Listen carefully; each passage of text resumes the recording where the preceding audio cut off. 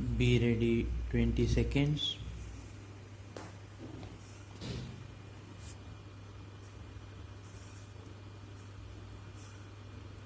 10 seconds.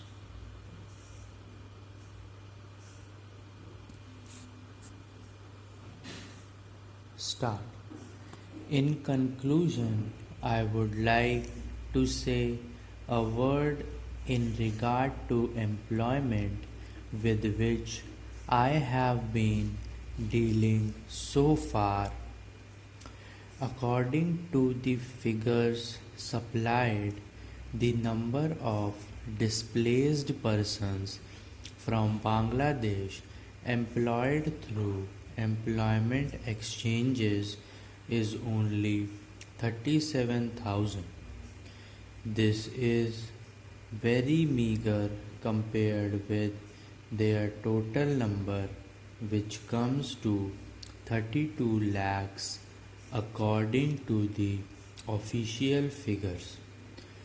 This is with regard to Bangladesh refugees. The number of displaced persons from Pakistan employed through employment exchanges is not very encouraging, but still it is 75,000. I would urge upon the Honorable Minister to take this into consideration and see that something is done to find employment for these people. Of course, there is some expenditure incurred on general education and vocational training, but when we look at the number of persons who have given vocational training, we find that the number already trained and under training is only 17,000. This figure also seems to be very small considering the magnitude of the problem before us. Some programs of general improvement have been undertaken by the government of West Bengal by way of setting up new industries, etc. These programs should be looked into and put into operation with a view to giving more employment to these displaced persons. Within the limited time at my disposal, I shall limit my remarks to refugees from Bangladesh. The first thing which strikes one as one looks at the various brochures and publications that have been given to us is the amount of contradiction one has to battle against. The first contradiction is in regard to the number of persons government think they have rehabilitated in West Bengal. Granting that it is difficult to make a final assessment of the number of refugees who have come from Bangladesh, it is still true to say that at least 3 should be some sort of parity between what the Union Ministry says and what the West Bengal Rehabilitation Ministry says. Only a few days ago, the West Bengal Minister of Rehabilitation said that there are 22 lakhs of refugees who have to be rehabilitated,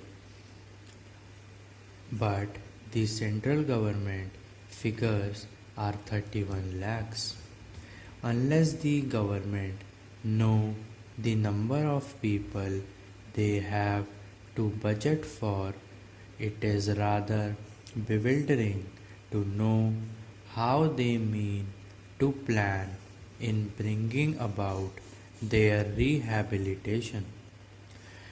As the matter of fact, many other sources believe that the figure is far higher, but in any case, there should be some parity and some idea as to the extent of the rehabilitation problem which still remains before the people of West Bengal. The other contradiction is this.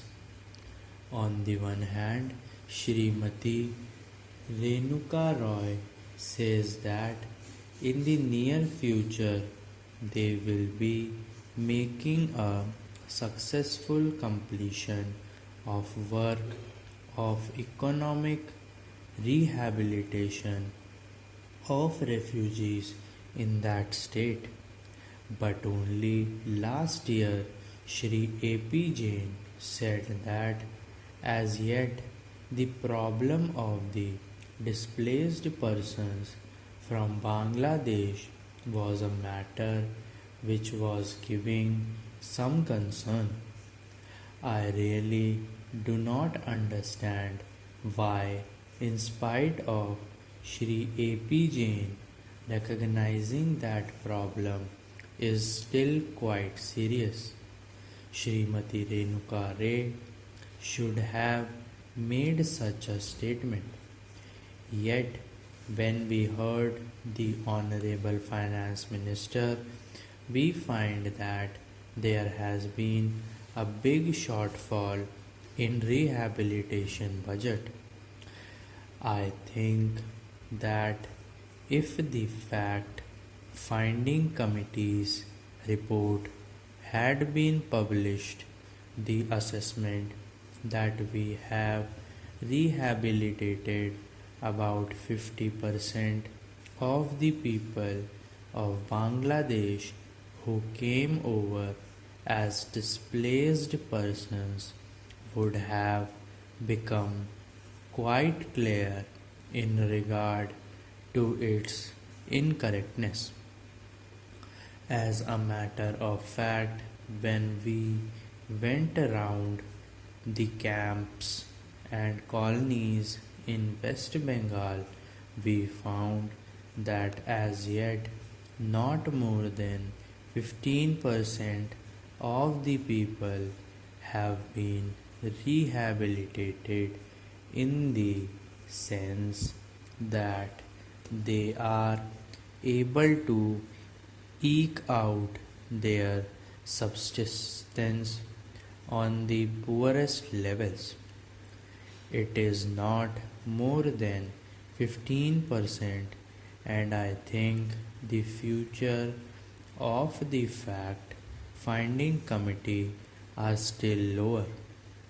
I think this is something that we have to take very seriously and put our minds to and apply all the resources that we have to find out how we will be able to tackle this problem of rehabilitation. Now, coming to the question of relief, I feel that until we are able to give really proper rehabilitation, we cannot withdraw relief.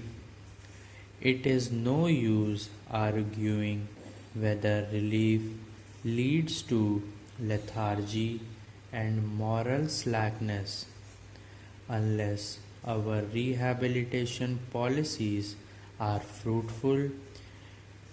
Have we any right to starve the people to death? As a matter of fact, Shri A.P. Jain may know that in West Bengal the incidence of tuberculosis amongst the refugee population is very high. Only a small percentage of them is catered for by the medical relief given by the Directorate of Rehabilitation. If I am to tell you the tragic fate of the refugees in West Bengal, I would refer you to a report which appeared in February 1954